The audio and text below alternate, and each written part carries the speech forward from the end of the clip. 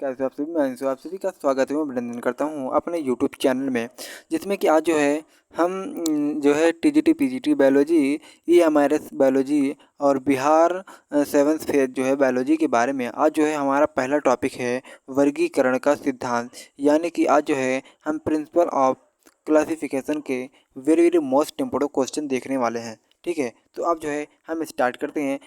यह क्लास आप लोगों की डिमांड पर जो है बनाई गई है। ठीक है, तो अब जो है हम स्टार्ट करते हैं। पहला क्वेश्चन है, क्या कह रहा है कि पहला क्वेश्चन है very very most important question है। कह रहा कि वीटेकर द्वारा प्रोकार्योटिक जीवों को किस संघ में रखा गया है। क्या कह रहा है कि वीटेकर द्वारा प्रोकार्योटिक जीवों को किस संघ में रखा गया है। एनिमिलिया में, प्लांटी में, मोनेरा में या फिर प्रोटिस्टा में। तो बताइए तुम्हें कौन सा ऑप्शन सही हो जाएगा। कह रहे वीटेकर द्वारा प्रोकार्योटिक जीवों को किस संघ में रखा गया। तो आप लोगों को बता दूं, इसका जो है ऑप्शन नंबर सी सही हो जाएगा। ये विटेकर द्वारा प्रोकार्योटिक जीवों को मोनेरा जगत में रखा गया है। अब इसको जो है हम विस्तार से देख लेते हैं। कह रहा है कि आर.एच. विटेकर द्वारा दिए गए 5 संघीय वर्गीकरण 1969 में, यानी कि आर.एच. विटेकर ने जो 5 संघीय सिद्धांत कब दिया था, तो 1969 में दिया था। और प्रोकैरियोटिक जीवों को संघ मोनेरा में रखा था। फिर जितने भी प्रोकैरियोटिक जीव हैं उनको कहाँ रखा था, मोनेरा संघ में रखा था। ठीक है, और कह रहा कि वे जीव जिनमें कोई सुविकसित केंद्रक नहीं होता है और जिनमें कोशिकांग नहीं होते हैं वो प्रोकैरियोटिक जीव कहलाते हैं। इन्होंने ऐसी बात कही। और कह रहा इन जीवों की कोशिका यूकैरियोटिक जीवों की कोशिका की तुलना में बहुत छोटी होती है। क्या कह रहा है कि प्रोकैरियोटिक, ठीक है, इन जीवों की कोशिका यूकैरियोटिक जीवों की कोशिकाओं की तुलना में बहुत छोटी होती है। अगर मोनेरा के अंतर्गत आने वाले जीव हैं, क्या करें, मोनेरा के अंतर्गत आने वाले जीव कौन होते हैं, ये यूकैरियोटिक प्रोकैरियोटिक होते हैं। और कह रहा है कि बैक्टीरिया, साइनोबैक्टीरिया, आर्किबैक्टीरिया, माइकोप्लाज्मा आदि ये मोनेरा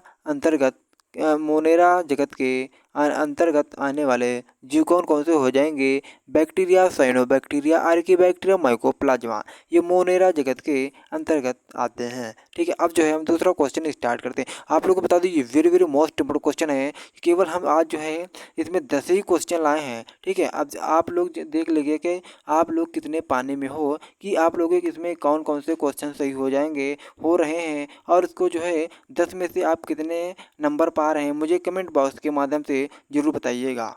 ठीक है, अब दूसरा क्वेश्चन देखते हैं। क्या कह रहा है कि 5 जगत विभाजन के अनुसार प्रोटोजोआ को रखा गया है। 5 जगत विभाजन के अनुसार प्रोटोजोआ को रखा गया है। प्रोटिस्टा में, मोनेरा में, कवक में या फिर एनिमेलिया में। तो बताइए इसमें कौन सा ऑप्शन सही हो जाएगा। आपकी जानकारी के लिए बता दूं, इसमें जो है इसका ऑप्शन नंबर कौन सा हो जाएगा, इसका ऑप्शन नंबर ए, यानी कि प्रोटिस्टा में प्रोटोजोआ को रखा गया है। ठीक है, क्या कह रहा है, 5 जगत विभाजन के अनुसार प्रोटोजोआ को प्रोटिस्टा में रखा गया है। तो अब जो हम इसको विस्तार से देख लेते हैं। कह रहा है कि 5 जगत विभाजन के अंतर्गत प्रोटोजोआ को प्रोटिस्टा जगत में रखा गया है। इन 5 जीव जगतों का तुलनात्मक अध्ययन इस प्रकार से है। तो अब जो है हम इसको आगे देखते हैं। ठीक है, तीसरा क्वेश्चन क्या कह रहा है कि वर्गीकरण की उच्चतम कोटि कौन सी होती है, कुल होती है या फिर जाति होती है या फिर प्रभाग होता है या फिर जगत होता है। तो बताइए इसमें कौन सा ऑप्शन सही हो जाएगा। कह रहे कि वर्गीकरण की उच्च कोटि कौन सी है। तो बताइए इसमें कौन सा ऑप्शन सही हो जाएगा। कह रहा है कि वर्गीकरण की उच्च कोटि कौन सी हो जाएगी, कुल, जाति या फिर प्रभाग या फिर जगत। तो बताइए इसमें कौन सा ऑप्शन सही हो जाएगा। कह रहे कि वर्गीकरण की उच्चतम कोटि कौन सी हो जाएगी। तो आप लोगों की जानकारी के बारे में बता दूं, इसका जो है ऑप्शन नंबर डी, यानी कि जगत। क्या, इसका ऑप्शन नंबर डी यानी कि जगत जो है सही हो जाएगा। ये वर्गीकरण की उच्चतम कोटि कौन होती है, जगत होती है। ठीक है, अब इसके जो है हम विस्तार देख लेते हैं। कह रहा है कि जो है वर्गीकरण की उच्चतम कोटि यानी कि जगत है, जिसका अवरोही क्रम इस प्रकार से है। जगत, संघ, विभाग, पादपों में, वर्ग, गण, कुल, वंश, जाति एक निश्चित योजना और क्रम के अनुसार जीवों के श्रेणी विन्यास की विधि को ही विभाजन कहते हैं। ठीक है, तो अब जो है हम अगला देखते हैं। क्या कह रहा है, चौथा क्वेश्चन कह रहा है कि माइकोप्लाज्मा किस जगत के संबंधित है। क्या कह रहा है, कह रहा है कि माइकोप्लाज्मा किस जगत के अंतर्गत आता है, मोनेरा, प्रोटिस्टा, कवक, प्लांटी। तो बताइए इसमें कौन सा ऑप्शन सही हो जाएगा। तो इसका जो है ऑप्शन नंबर ए यानी कि मोनेरा जगत के अंतर्गत आता है। ठीक है, अब इसका विस्तार से हम देख लेते हैं क्या कह रहा है।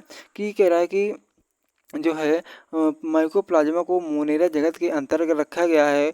मोनेरा जगत में सभी प्रोकैरियोटिक तथा एक कोश के जीवों को रखा गया है, जैसे जीवाणु, रिकेट्स, माइकोप्लाज्मा, आर्कीबैक्टीरिया तथा प्रकाश संश्लेषण करने वाले तथा इस क्रिया में ऑक्सीजन निकालने वाले बैक्टीरिया ऑक्सी फोटोसंश्लेषी कहलाते हैं, एवं साइनोबैक्टीरिया जिन्हें नीले हरे शैवाल भी कहते हैं, इसमें सम्मिलित होते हैं। ठीक है, तो जो है इसका कौन सा ऑप्शन सही हो जाएगा। इसका ऑप्शन नंबर ए माइकोप्लाज्मा किस जगत के अंतर्गत आता है, ये जो है मोनेरा जगत के अंतर्गत आता है। ठीक है, क्वेश्चन नंबर 5वां क्या कह रहा है। क्वेश्चन नंबर 5वां कह रहा है कि ऐसे जंतु जिनमें मुख का विकास गूदा के विपरीत होता है क्या कहलाते हैं। क्या कह रहा है, ऐसे जंतु जिनमें मुख का विकास गूदा के विपरीत होता है वो क्या कहलाते हैं, प्रोटोस्टोमिया, पैराजोआ, ड्यूटेरोस्टोमिया या फिर प्रोटिस्टा। तो बताइए इसमें कौन सा ऑप्शन सही हो जाएगा। तो 5वें का जो है इसमें ऑप्शन नंबर क्या हो जाएगा, इसमें 5वें का ऑप्शन नंबर यानी कि इसमें सी सही हो जाएगा, क्या ड्यूटेरोस्टोमिया सही हो जाएगा। ये जीव जंतु ऐसे होते हैं जिनमें मुख का विकास गूदा के विपरीत होता है, ये क्या कहलाते हैं, ड्यूटेरोस्टोमिया कहलाते हैं। तो अब इसको जो है हम विस्तार से देख लेते हैं। सबसे पहले प्रोटोस्टोमिया देख लेते हैं। प्रोटोस्टोमिया क्या होता है, जीवों का वह समूह जिनमें एक बार ही गूदा का निर्माण होता है। भ्रूणी अवस्था में पहले यह मुख गुहा के विकास के लिए जाने जाते थे, परंतु अब इनमें से अवस्था मुख और गूदा की अंतर परिवर्तनशील होती है। उदाहरण जैसे कि निमेटोड, आर्थ्रोपोडा, फ्लैटवर्म, एनेलिडा और मोलस्का में प्रायः द्विपक्षीय समरूपता भी दर्शाते हैं। अगला क्या कह रहा है, ड्यूटेरोस्टोमिया। ड्यूटेरोस्टोमिया क्या कह रहा है, ड्यूटेरोस्टोमिया में हो जाएगा कि इनमें मुख से पहले गूदा का निर्माण होता है। क्या कह रहा है कि इनमें मुख से पहले गूदा का निर्माण होता है। इनमें पाचन तंत्र का विकास अधिक विविध प्रकार का होता है, जैसे कि समुद्री तारामीन और क्रीनाइट। क्या कह रहा, समुद्री तारामीन और क्रीनाइट ग्रह की, और इसी के साथ इनमें खोखली कशेरुकी का निर्माण होता है। कह रहा कि इनमें मुख से पहले गूदा का निर्माण होता है। इनमें पाचन तंत्र का विकास अधिक विविध प्रकार का होता है, जैसे कि समुद्री तारामीन और क्रीनाइट। ठीक है, तो ड्यूटेरोस्टोमिया इसका सही एवं करेक्ट हो जाएगा। अगला हो जाएगा पैराजोआ। पैराजोआ कह रहा है कि ये पोरीफेरा और प्लूकोजोआ जीवों का समूह है, छिद्रयुक्त शरीर वाले होते हैं, इन्हें पोरस एनिमल भी कहते हैं। क्या कह रहा है कि ये पोरीफेरा और प्लाकोजोआ जीवों का समूह है, ये छिद्रयुक्त शरीर वाले होते हैं, इन्हें पोरस एनिमल भी कहते हैं। और कह रहा है कि अब अगला हो जाएगा प्रोटिस्टा। प्रोटिस्टा क्या कर रहा है कि ये एक कोश के जीव होते हैं। प्रोटिस्टा कैसे होते हैं, ये एक कोश के जीव होते हैं, जैसे कि कवक, अमीबा, युग्लिना, प्लाज्मोडियम और स्लाइम मोल। इनमें प्रकाश संश्लेषण और अवशेषण की क्षमता होती है। परासरण अथवा वितरण विधि द्वारा ये उत्सर्जन भी करते हैं। अब देखते हैं 6वां क्वेश्चन क्या कह रहा है। 6वां क्वेश्चन कह रहा है, 6वां क्वेश्चन है कि शब्द बायोलॉजी किसने प्रस्तुत किया था। तो आप लोगों को बता दूं इसमें हो जाएगा कौन, लैमार्क और ट्रिविरेनस। क्या, लेकिन लैमार्क नहीं है ऑप्शन, तो इसमें जो है ऑप्शन नंबर बी लैमार्क सही हो जाएगा। शब्द बायोलॉजी किसने प्रस्तुत किया था, तो लैमार्क ने जो बायोलॉजी शब्द प्रस्तुत किया था। इसको विस्तार से देख लेते हैं। क्या कह रहा है कि क्या कह रहा है, शब्द बायोलॉजी लैमार्क और ट्रिवेनस के द्वारा 1802 में प्रस्तुत किया गया है।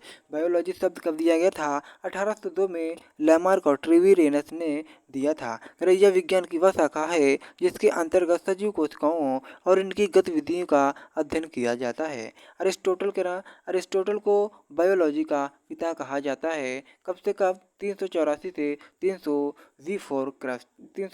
बिफोर क्राइस्ट के अंतर्गत जो है इनको बायोलॉजी का पिता कहा जाता है।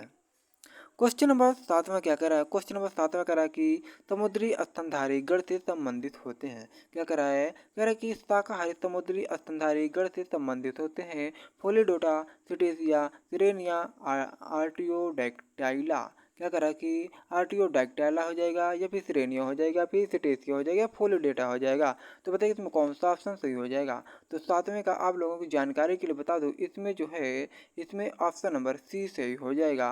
क्या सिरेनिया सही हो जाएगा, क्या सिरेनिया सही हो जाएगा। आपको जानकारी के लिए बता दूं, इसमें जो है विस्तार से हो जाएगा कि जो है ठीक है, गढ़ सिरेनिया क्या होता है।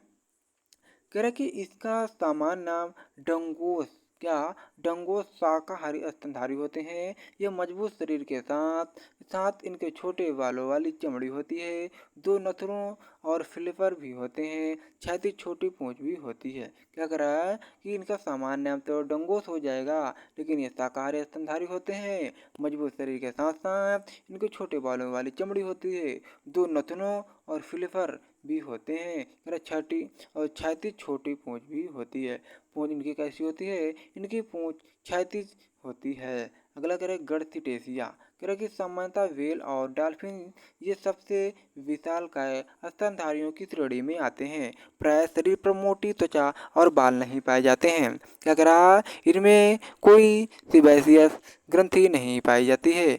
2 से 9% ज़्यादा मायोग्लोबिन इनमें मांसपेशियाँ से ठीक है, मांसपेशियाँ को ऊतक में पाया जाता है। इनमें एस्टस साइकिल देखने को मिलता है। कह रहा कि जो सिटेसिया होता है, व्हेल और डॉल्फिन ये सबसे पहले विशाल का स्तनधारियों की श्रेणी में आते हैं। प्रायः शरीर पर मोटी त्वचा और बाल नहीं पाए जाते हैं। इनमें कोई सिबेसियस ग्रंथि नहीं पाई जाती है। कौन सी ग्रंथि नहीं पाई जाती है, सिबेसियस ग्रंथि नहीं पाई जाती है।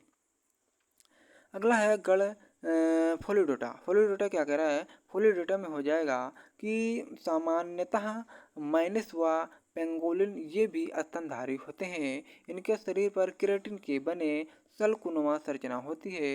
ये दंत रहित स्केलियूथेरियन स्तनधारी हैं। इनमें देखने की क्षमता कम विकसित होती है। क्या करा कि माइनस व पेंगोलियन ये भी स्तनधारी होते हैं। इनके शरीर पर केराटिन के बने सल्कुनुमा संरचना होती है।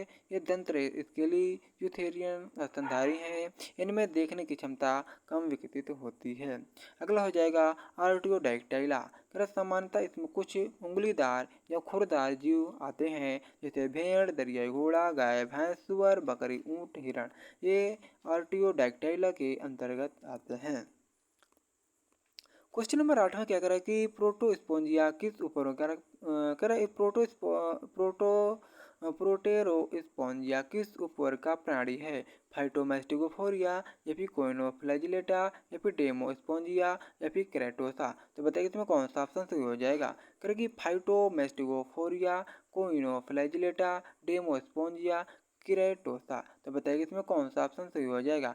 तो आप लोगों को बता दूं, इसमें आठवें का ऑप्शन नंबर कौन सा हो जाएगा। आठवें का ऑप्शन नंबर बी सही हो जाएगा, यानी कि ठीक है, कोइनोफ्लैजिलेटा सही हो जाएगा। ये प्रोटेरोस्पोंजिया जो है कोइनोफ्लैजिलेटा के अंतर्गत आता है। कह रहा कि प्रोटोस्पोरोंजिया कोइनोफ्लैजिलेटा समूह का जंतु है। क्या कह रहा है, प्रोटोस्पोरोंजिया यह जो है कोइनोफ्लैजिलेटा का ठीक है समूह का जंतु है। यह एक स्वतंत्र एक कोशिकी और समूह वाला जंतु है। यह कैसा है, यह एक कोशिकी और समूह वाला जंतु है। यह यूकैरियोटिक के सबसे करीब माना जाता है। इसको जो है यूकैरियोटिक का सबसे करीब माना जाता है। यह योजक कड़ी है प्रोटोजेवा और पोरीफेरा के बीच, यानी कि प्रोटोजेवा और पोरीफेरा के बीच की कड़ी किसको माना जाता है। क्या कह रहा है कि प्रोटोजेवा और पोरीफेरा के बीच योजक कड़ी किसको माना जाता है। तो कोइनोफ्लैजिलेटा को इसकी योजक कड़ी माना जाता है। किसका, पोरीफेरा और प्रोटोजेवा के अंतर्गत इसको योजक कड़ी माना जाता है। अगला क्या कह रहा है कि जो है अगला कह रहा है कि क्वेश्चन नंबर 9 क्या कह रहा है। कह रहा है कि समान वर्गीकरण की इकाई का सही क्रम व्यवस्थित करिए। क्या कह रहा है, कह रहा है कि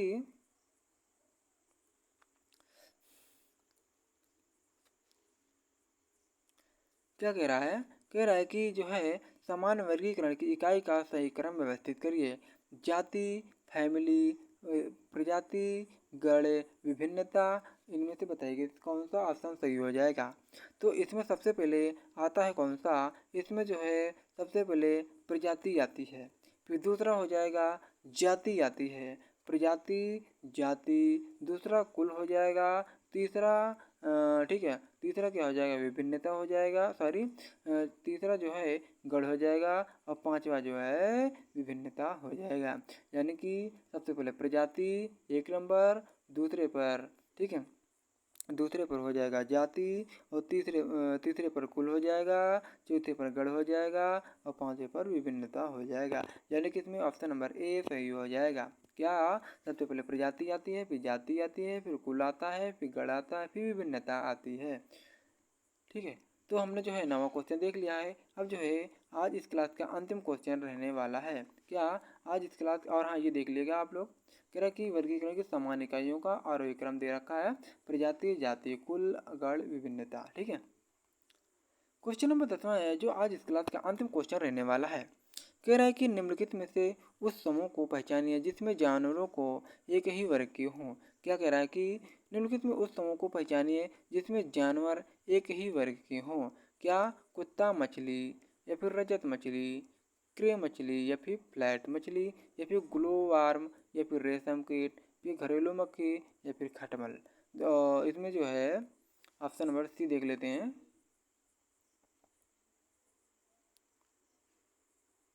ऑप्शन नंबर सी क्या कह रहा है कि समुद्री अर्चिन, समुद्री खीरा, समुद्री भैंस, समुद्री शेर, खनखजूरा, केचुआ, कैटरपिलर, या फिर सिपवार। तो बताइए इसमें कौन सा ऑप्शन सही हो जाएगा। तो जो है 10वें का इसमें ऑप्शन नंबर कौन सा हो जाए, इसमें 10वें का ऑप्शन नंबर बी, यानी कि ग्लोवार्म, रेशम कीट, घरेलू मक्खी, खटमल, ये जो है उस समूह को, इस समूह के अंतर्गत, ये जो है उस समूह के अंतर्गत आते हैं जो जिनमें सिर्फ एक ही समूह हो। क्या, ग्लोवार्म, रेशम कीट, घरेलू मक्खी, खटमल, ये सब एक ही वर्ग के अंतर्गत आते हैं। तो आज जो है हमने इस क्लास में क्वेश्चन नंबर 1 से लेकर 10 तक देख लिया है, जो very very most important question रहने वाले हैं। आप लोगों को हम एक होमवर्क देते हैं, आप लोग जो है इसको कमेंट बॉक्स के माध्यम से बताइएगा, नहीं तो अगले दिन हम जो है इसको ज़रूर बताएंगे। क्या कह रहा है, और जो है इसका जो है हम विस्तार से देख लेते हैं। 10वें क्या कह रहा है कि ग्लोवर्म और रेशम कीट, घरेलू मक्खी, खटमल आदि ये आर्थ्रोपोडा जंतु हैं। क्या, ये आर्थ्रोपोडा जंतु हैं। विकल्प के अनुसार अन्य जाति अलग अलग, जैसे कि फैलम को दर्शाते हैं, मछली आर्थ्रोपोडा को दर्शाते हैं, इकोनोडर्मेटा और सिलेंटेटा आर्थ्रोपोडा और एनेलिडा। ठीक है, जो है अब जो है हम आप लोगों को एक होमवर्क के रूप में क्वेश्चन दे रहे हैं। आप लोग जो इसको कमेंट बॉक्स के माध्यम से मुझे जो है ज़रूर बताने का प्रयास करें। कह रहा है कि पशु विज्ञान के इतिहास में क्या कह रहा है, कह रहा है कि पशु विज्ञान के इतिहास में वह व्यक्ति जिसने पहली बार जीवाश्मों के महत्व को विकास की दृष्टि से पहचाना है। क्या कह रहा है, पशु विज्ञान के इतिहास में वह व्यक्ति जिसने पहली बार जीवाश्मों के महत्व को विकास की दृष्टि से पहचाना है। आप लोग इसका जो है स्क्रीनशॉट ले लीजिएगा और ऑप्शन देख लीजिए। पहला ऑप्शन है Leonardo da Vinci, George Cuvier, और ऑप्शन सी दे रखा डार्विन, ऑप्शन डी दे रखा लैमार्क। तो अब जो है मुझे इसको कमेंट बॉक्स के माध्यम से बताने का प्रयास करें। अब जो है हम मिलते हैं नेक्स्ट वीडियो में। जय हिंद, जय भारत, वंदे मातरम।